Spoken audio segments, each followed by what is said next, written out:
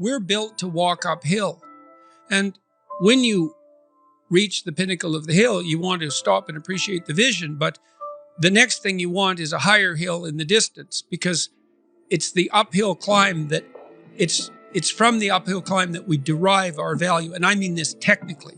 So almost all the positive emotion we feel, especially the emotion that fills us with enthusiasm, and that's to be filled with the Spirit of God, by the way, because that's what enthusiasm means. That's experienced in relationship to a goal. And so in some sense, and this is part of the religious enterprise, you want a goal that you can never attain, right? So you can always move closer to the goal that recedes as you move towards it. You think, well, that's frustrating. It's like Sisyphus pushing the rock uphill. But it's not, because as you pursue that goal, you put yourself together and your life does get better and richer and more abundant. And that's why the highest levels of virtue and goal are in some sense transcendent. You want them to be above everything you're doing so you can continually move towards something that's more sublime and better. That's what you are. You're here to live, not to sleep. And the problem with the vision of Mai Tais on the beach is that, well, first of all, that's a vision of drug-induced unconsciousness. Second, it's only going to work for about a week. Third, you're going to be a laughingstock in a month and depressed and aimless and goalless. You want a horizon of ever expanding possibility.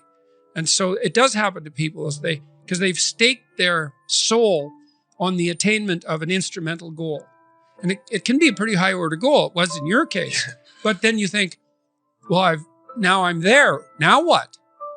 Well, the answer can't be, well, I'm going to live in the lap of luxury and never have to leave what do you want to be? A giant infant with a gold bottle? You never have to do anything but lay in your back and suck. It's like, well, you see the problem with that as a conceptualization.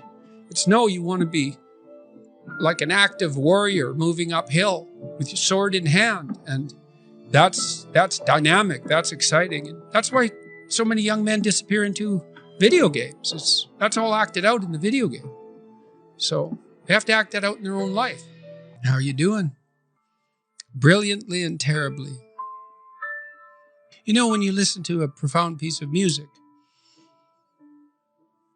one that sort of spans the whole emotional experience, it's not happy. Happy is elevator music, and probably you just shouldn't listen to that at all. Right? And you think, why? Well, it's harmless, it's treacly, it's sweet, it's simple, it lacks depth, it's shallow, that's a problem.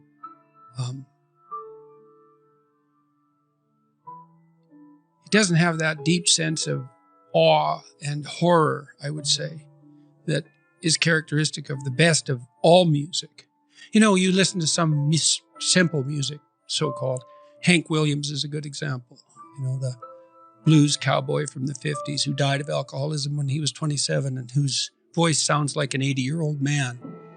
Simple melody, but there's nothing simple in the song and in the voice.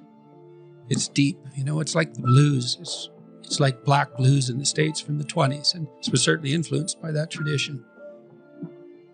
There's this admission of a deep suffering at the same time as you get the beautiful transcendence of the music.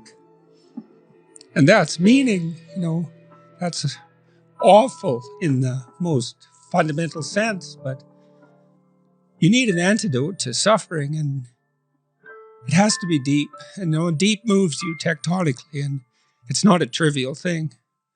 But that's better than happiness. And maybe if you're lucky while you're pursuing that and while you're immersed in it, you get to be happy, and you should fall on your knees and be grateful for that when it happens. It's a gift. It really is a gift. And it comes upon you unexpectedly, your happiness, But you aim to climb uphill to the highest peak you can possibly envision. And that's better than happiness. Well, for example, now when I go, wherever I go in the world, people come up to me and they're usually, I wouldn't say they're happy to see me. They're often in tears, And they often have a pretty rough story to relate. You know, they were suicidal or nihilistic or homicidal or trapped, desperate, you know, and they tell me that real fast. And then they say, I've overcome that to a large degree and thank you for that. And you think, well, that's really something to have that happen over and over. In some ways, you might think, well, how could anything better possibly happen to you than to have people come up to you all over the world, strangers, and open themselves up like that, like they're old friends so quickly. But at the same time, it's an awful thing because you see, even in the revelation of their triumph, the initial depth of their despair.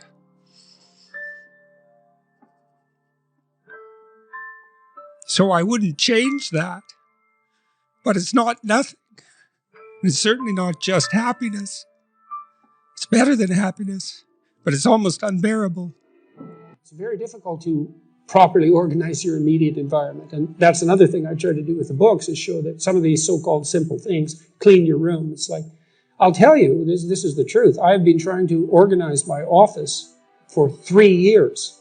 I was flooded by so much mail and so much catastrophe that I fell way behind in my ability to keep my closet organized, my clothes organized. I had 3 years worth of mail sitting in my office at the university, thousands of pieces of mail.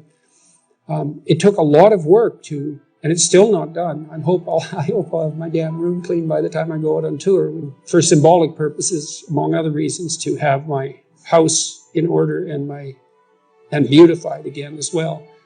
But I like to show that simple things aren't so simple, especially if you try them. You know, I had one client, his mother had died, and it was a large family, and the family kind of fell into disorder after she died because it was all boys, it was all sons and a father, and no one had really picked up the maternal role, you know, the necessary stereotypical maternal role.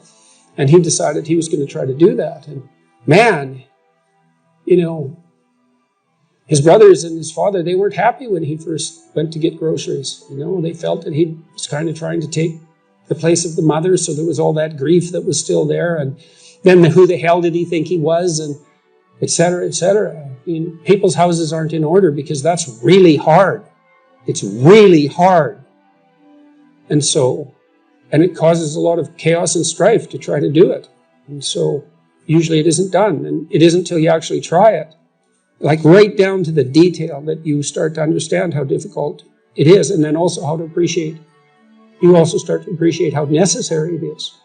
So it's fun shedding light on that sort of thing. And the non-triviality of the ordinary. And part of the reason I concentrate on the individual is because I don't think the things we do are trivial. If you think the things you do are trivial, then you're either bringing a trivial attitude towards them, or you're not doing the things you should be doing, or you're not framing the situation appropriately.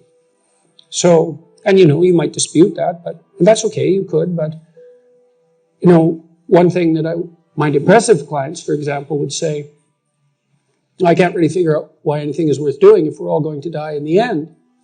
It's like, you know, it's fair enough. But I said, I think it was last night in my lecture, I said, if a baby's crying in front of you and you know it's cold or hungry, you don't cease to attend to its distress because the sun is going to envelop the earth in 4 billion years. You think, that's not a good excuse. Well, why not? Why not use that time frame? And your instinctive answer is, well, that's just not the appropriate time frame.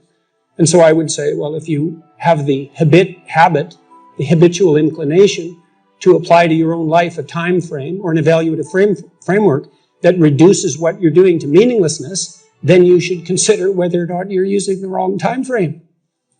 Right? If it all of a sudden becomes meaningless, pointless, you're suffering in the work you have to do, well, find a time frame that is appropriate, you know, sufficient unto the day, let's say. That's a good start.